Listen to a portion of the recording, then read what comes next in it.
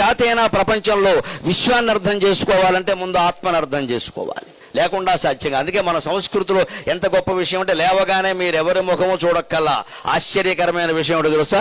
మన చేతులు మనం చూసుకోవాలి, మన అరచేతులు మనం చూసుకోవాలి, ఎవరిని చూడక్కల్లా మన అరచేతులు. ఏముంది అరచేతుల్లో?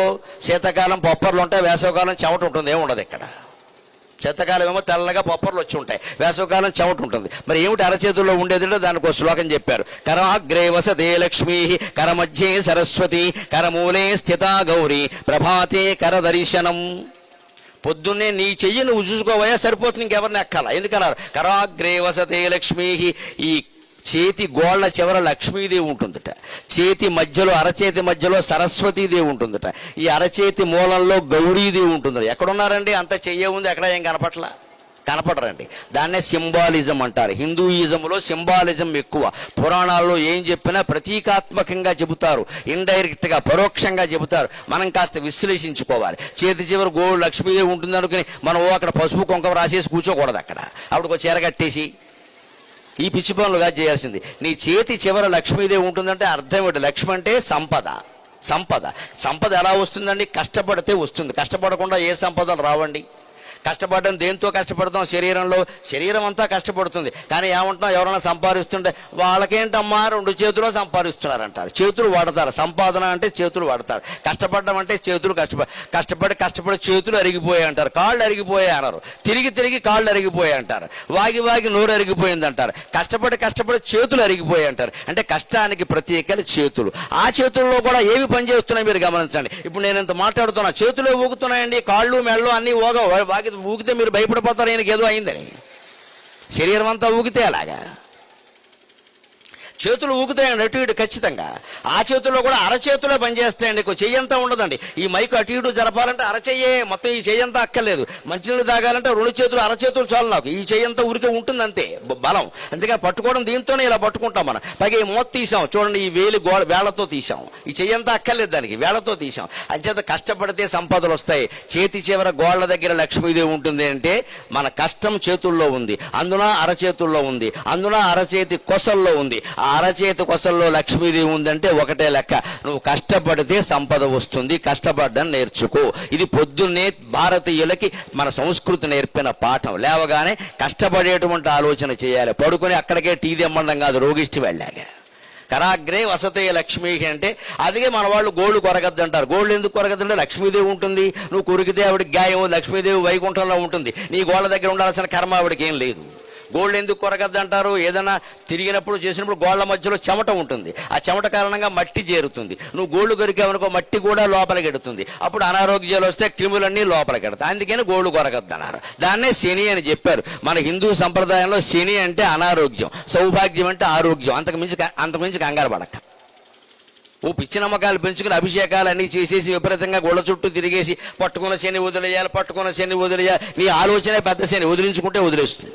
శని నిన్ను పట్టుకోవాలి, నీ ఆలోచన నిన్ను పట్టుకుంది, ఆలోచనే వదిలించుకోవాలి. అందుకని కరాగ్రే వసతే లక్ష్మి. ఇంకో మాట విద్యార్థులకు బాగా ఉపయోగపడేది, కరమధ్యే సరస్వతి. చేతి మధ్యలో సరస్వతీదేవి ఉంటుందని. చేతి మధ్యలో ఉండడం ఏమిటండి? పూర్వం తాటాకు పుస్తకాలు ఉండేవి, పెద్దవి. ఆ పుస్తకాలు ఇలా పట్టుకుని చదివేవారు. మామూలుగా మనం ఇలా తిరగేస్తే కుదరదు, ఇలా అడ్డంగా ఉంటాయి. అవి ఇలా పట్టుకుని చదివేవారు. అవి సరిగ్గా చేతి మధ్యలోనే పెట్టుకుంటారు, ఇలాగ పట్టులు పెట్టి తగ్గుతుంది. పైగా ఇప్పటికి కూడా నిబంధన ఏమిటి అంటే, జ్ఞాపక శక్తి మీకు చదివింది బాగా గుర్తుండాలి, చదువు బాగా శ్రద్ధగా చదవాలి అంటే పుస్తకం అరచేతుల్లో పెట్టుకోవాలి. స్మార్ట్ ఫోన్లో చూసి చదివితే ఏది జ్ఞాపకం ఉండదు, కళ్ళు వాచిపోతాయి, దెబ్బతింటాయి. అచ్చు పుస్తకంలో చూసి చదివితే కొంత గుర్తుంటుంది, కొంత నయం. అంతకంటే కూడా గొప్పది, అనుభవం మీద చెబుతున్నా, అంతకంటే కూడా గొప్పది మీరు గుర్తుంచుకోవాలి, పరీక్షల్లో వస్తుంది ముఖ్యమనే విషయాన్ని మీ చేతి దస్తూరితో మీరు వేరే నోట్స్లో రాసుకోవాలి. ఆ నోట్స్ని చేతుల్లో పెట్టుకుని చదువుకుంటే పరీక్షల్లో మర్చిపోవడం అనేది జరగదండి. విజయ సూత్రాల్లో ఇది మొదటిదిగా గుర్తుపెట్టుకో. మీరు నోట్స్ రాసుకోవాలి విడిగా. ఊరికి ఆల్ ఇన్ వన్ అనడం, ఓ పుస్తకం కొనేయడం, అందులో మళ్ళీ మాస్టర్ దగ్గరికి వెళ్ళి అందులో ఇంపార్టెంట్ అనడం, మళ్ళీ ఇంపార్టెంట్ కూడా చెప్పక వెరీ వెరీ వెరీ, ఇంక వీరికి అర్థం లేదు. ఇంకా ఈవేళ మాస్టర్ అంటే పాఠాలు చెప్పేవాడు కాదు, కర్మగారు ఇంపార్టెంట్ చెప్పేవాడు అయ్యాడు. అంటే మాస్టర్ జాతకాలు చెప్పేవాడు కింద తయారయ్యాడు. ఇక్కడ పాఠం చెప్పేవాడు మాస్టర్ కాదు, ఇంపార్టెంట్ చెప్పాలి. మాస్టర్ ఇంపార్టెంట్ చెప్పడం మాస్టర్ పని అండి. ఆలోచించండి, పుస్తకంలో ఇంపార్టెంట్ కానిది ఉంటుందా? ప్రపంచంలో అనేక విషయాలు ఉంటే మన పాఠం కింద కొన్ని విషయాలు పెట్టారంటే ఇంపార్టెంట్ కాబట్టే కదా. పుస్తకం అంతా ఇంపార్టెంటే, పుస్తకం అంతా ఇంపార్టెంటేనండి. అందులో మళ్ళీ ఇంపార్టెంట్ ఏంటి? బాబు రాజేంద్ర ప్రసాద్ భారత జాతికి మొదటి రాష్ట్రపతి మహానుభావుడు. ఎంతటి మేధావి అంటే ఆయన 10వ తరగతి SSLC పరీక్షలు రాస్తూ ఉంటే అక్కడ ఇచ్చారట, ఓ 10 ప్రశ్నలు ఇచ్చారట. 10 ప్రశ్నలు ఇచ్చి ఈ క్రింది వారిలో ఏవేని 6 జవాబులు వ్రాయము అన్నట్ట. ఆయన ఏం చేశాడు తెలుసా? 10 రాసేసాడు. రాసేసి ఈ క్రింది వారిలో ఏవేని 6 మార్కులు వేసుకోనము అన్నట్ట. That is India, that is India. ఆయన చూపించండి అటువంటి వాడిని. ఇవాళ ఆ చదువు అది 10 ప్రశ్నలకు రాసేసాడు. 6 రాయము అంటే మనం ఏం చేస్తాం? మన తెలివితేటలు వేరుగా ఉంటాయి. 6 రాయమన్నారు, ఇంకా 5 అయిందని కూర్చుంటాడు వీడు తెలివితేటలు అవి. 6 కంటే అర్థం కాలేదు వీడికి. 6 రాయమన్నారని ఇంకా 5 అయింది. నీ బొంద, 6 వరకు కూర్చుంటే పరీక్ష ఉంటుందా? ఆయన అలా ఆలోచించాడు. 6 రాయమని నువ్వు చెప్పేదేట, 10 ప్రశ్నలు ఇచ్చావు, నాకు 10 వచ్చును అని 10 రాసేసి అదే సమయంలో ఏవేని 6 మార్కులు వేసుకున్నాం అంటే దిద్దేవాడు కింద పడిపోయాడు. బాబు ఇదేం మేధావి అని. ఆ రోజుల్లో చదువు అది. ఆ రోజుల్లో మేధావులు అటువంటి వాళ్ళు.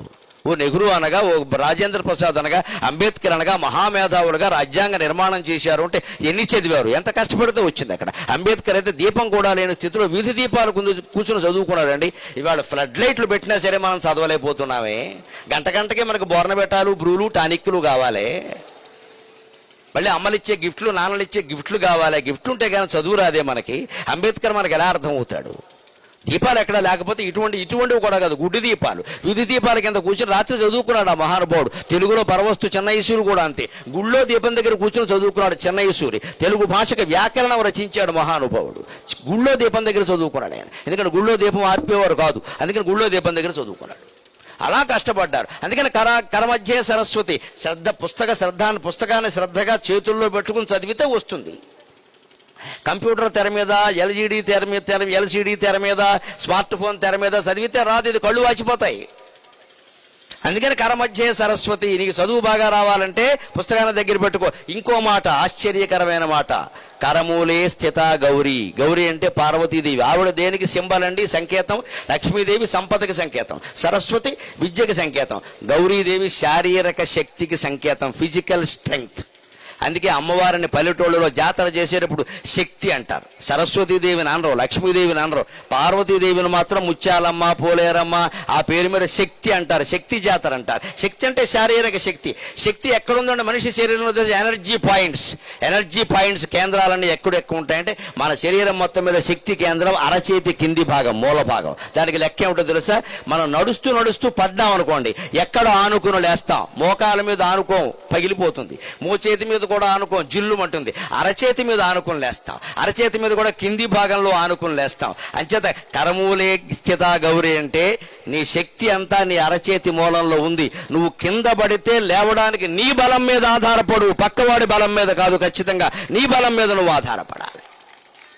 ఈ రకంగా భారత జాతి హిందూ ధర్మం రూపంలో ఒకే ఒక సంస్కృత శ్లోకంలో పొద్దున్న లేవగానే ఈ చేతి గోళలో లక్ష్మీదేవి ఉందయ్యా, మధ్యలో సరస్వతి ఉందయ్యా, చేతి మూలంలో గౌరీదేవి ఉందయ్యా అని చెప్పడం ద్వారా ఆత్మవిశ్వాసాన్ని, పరమాత్మ విశ్వాసాన్ని కలిగించిందా లేదా? విజయ సూత్రంలో ఇది ఎంత ముఖ్యమండి. మరే జాతిలో, మరే మతంలో, మరే ధర్మంలో ఇలా చెప్పడం మీరు చూస్తారా ఎక్కడైనా? అది భారతదేశం, అది భారతీయ సంస్కృతి. నీ చేతిలో ఉందంతా. వెరసేమిటి? 3 దేవతలు నీ చేతిలో ఉన్నారంటే నీ చేతిలో ఉంది నీ జీవితం. సరిగ్గా వివేకానందుడు చెప్పిన మాట, your destiny is in your hands.